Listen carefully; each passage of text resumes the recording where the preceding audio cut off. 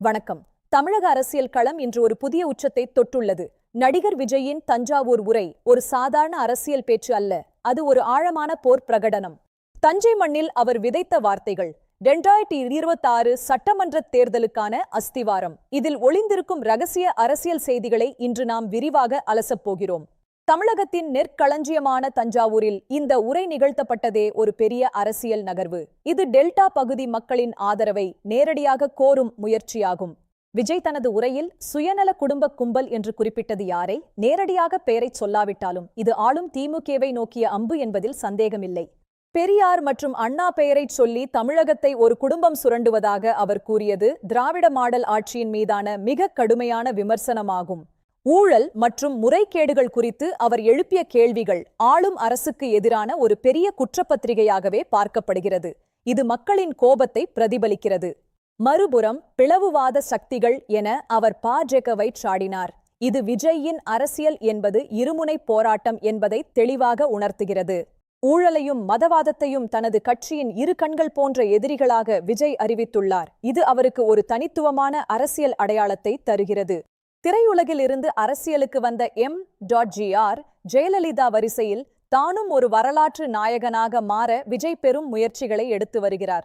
பெரியார், காமராஜர், அம்பேத்கர் ஆகியோரை தனது வழிகாட்டிகளாக அவர் தேர்ந்தெடுத்தது தமிழகத்தின் அனைத்து அரசியல் சித்தாந்தங்களையும் ஒருங்கிணைக்கும் முயற்சியாகும். மதச்சார்பற்ற சமூக நீதிதான் எனது கட்சியின் கொள்கை என்று அவர் முழங்கியது திராவிட மற்றும் பொது உடைமை சிந்தனைகளை அவர் கையில் எடுத்துள்ளதை காட்டுகிறது. நீட் தேர்வினால் தமிழக மாணவர்கள் சந்திக்கும் இன்னல்களை விஜய் சுட்டிக்காட்டியது இளைஞர்கள் மற்றும் பெற்றோர்களிடையே அவருக்கு பெரும் ஆதரவை தேடித்தரும்.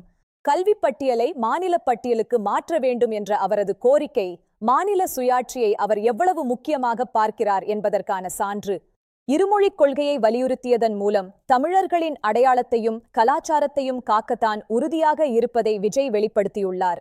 தமிழகத்தில் பெருகி வரும் போதைப்பொருள் புழக்கத்தை குறித்து அவர் வெளிப்படுத்திய கவலை ஒவ்வொரு தாயின் உணர்வையும் பிரதிபலிக்கிறது. இது ஒரு பெரிய சமூக பிரச்சனை. போதையில்லாத தமிழகத்தை உருவாக்குவோம் என்ற அவரது உறுதிமொழி இளைஞர்களின் எதிர்காலத்தின் மீது அவர் கொண்டுள்ள அக்கறையை காட்டுகிறது. ஆறுகளில் மணல் கொள்ளை நடப்பதையும் இயற்கை வளங்கள் அழிக்கப்படுவதையும் விஜய் கடுமையாக சாடினார். இது டெல்டா பகுதி விவசாயிகளின் நீண்டகால கோரிக்கையாகும். காவிரி டெல்டா விவசாயிகளின் துயரத்தை அவர் தனது உரையில் ஒரு முக்கிய பகுதியாக மாற்றினார். இது விவசாயிகளின் வாக்குகளை கவரும் ஒரு வியூகமாகும். விவசாய கடன்களை தள்ளுபடி செய்வோம் என்ற அவரது அறிவிப்பு கிராமப்புற பொருளாதாரத்தில் அவர் கொண்டுவர விரும்பும் மாற்றத்தின் ஒரு முன்னோட்டம். மீனவர்களின் பாதுகாப்பு மற்றும் அவர்களுக்கு தேவையான நவீன தொழில்நுட்பங்கள் குறித்து பேசியது கடலோர மாவட்டங்களில் பெரும் தாக்கத்தை ஏற்படுத்தும். பரந்தூர் விமான நிலைய திட்டத்திற்கு எதிரான போராட்டங்களுக்கு விஜய் ஆதரவு தெரிவித்தது அவர் வளர்ச்சிக்கும் மக்களின் வாழ்வாதாரத்திற்கும் இடையிலான சமநிலையை வலியுறுத்துவதை காட்டுகிறது. சாதிவாரி கணக்கெடுப்பு நடத்தப்பட வேண்டும் என்ற அவரது கோரிக்கை விகிதாசார பிரதிநிதித்துவத்தை உறுதி செய்யும் ஒரு முக்கியமான சமூக நீதி போர். திமுக மற்றும் அதிமுக என்ற இருதுருவ அரசியலுக்கு மாற்றாக தமிழக வெற்றி கழகத்தை அவர் முன்னிறுத்துகிறார். இது ஒரு பெரிய அரசியல் மாற்றம். தமிழக அரசியலில் இன்று ஒரு வலுவான தலைமைக்கான இடைவெளி இருப்பதாக பலரும் கருதுகின்றனர். அந்த இடத்தை நிரப்ப விஜய் தயாராகிவிட்டார். அவர் பச்சை துண்டு அணிந்து பேசியது வெறும் கலாச்சாரம் மட்டுமல்ல, அது விவசாயிகளின் போராட்டத்தோடு தன்னை இணைத்துக் கொள்ளும் ஒரு வலுவான குறியீடு. ஆளும் கட்சி ரகசிய உடன்படிக்கைகளில் ஈடுபடுவதாக அவர் சுமத்திய குற்றச்சாட்டு அரசியல் வட்டாரங்களில் பெரும் பரபரப்பை ஏற்படுத்தியுள்ளது.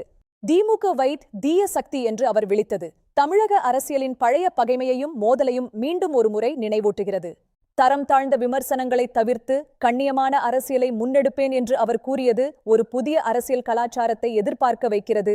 இளைஞர்கள் மற்றும் பெண்களின் ஆதரவை மையமாக வைத்தே விஜயின் ஒவ்வொரு நகர்வும் அமைந்துள்ளது. இதுவே அவரது வெற்றியின் ரகசியமாகவும் இருக்கலாம். விஜய் மக்கள் இயக்கம் இப்போது ஒரு முழுமையான அரசியல் கட்சியாக உருமாறியுள்ளது. அடிமட்ட தொண்டர்களின் பலமே விஜயின் மிகப்பெரிய பலம். அனைத்து 234 தொகுதிகளிலும் தனித்து போட்டியிடும் அவரது முடிவு 2026 ஒரு மிகப்பெரிய மாற்றத்தை ஏற்படுத்தப் போவது உறுதி. கூட்டணி குறித்து அவர் வெளிப்படையாக பேசவில்லை என்றாலும் எதிர்காலத்தில் பல மாற்றங்கள் ஏற்பட வாய்ப்புள்ளது. இது ஒரு மும்முனை போட்டி. உலகெங்கிலும் உள்ள தமிழர்கள் விஜயின் ஒவ்வொரு அசைவையும் கவனித்து வருகின்றனர். இந்த ஆர்வம் தமிழக எல்லைகளை தாண்டியது. இந்த தேர்தல் முதல்வர் ஸ்டாலினுக்கும் விஜய்க்கும் இடையிலான ஒரு நேரடி போட்டியாகவே பார்க்கப்படுகிறது. இது ஒரு மிகப்பெரிய அரசியல் மோதல். ஒட்டுமொத்தமாக விஜயின் தஞ்சாவூர் உரை என்பது அவரது அரசியல் பயணத்தின் ஒரு மைல்கல். இதில் அவர் சொன்ன செய்திகள் ஆழமானவை. 2026 சட்டமன்றத் தேர்தல் தமிழக அரசியல் வரலாற்றை மாற்றி எழுதலாம். அதில் விஜயின் பங்கு என்ன என்பதை நாம் பொறுத்திருந்துதான் பார்க்க வேண்டும். விஜயின் இந்த அரசியல் மாற்றம் பற்றி நீங்கள் என்ன நினைக்கிறீர்கள்? அவர் சொன்ன மறைமுக செய்திகள் சரியா? உங்கள் கருத்தை கமெண்ட் செய்யுங்கள். தமிழக அரசியல் நிகழ்வுகளை உடனுக்குடன் தெரிந்து கொள்ள எங்களுடன் இணைந்திருங்கள். நன்றி, வணக்கம்.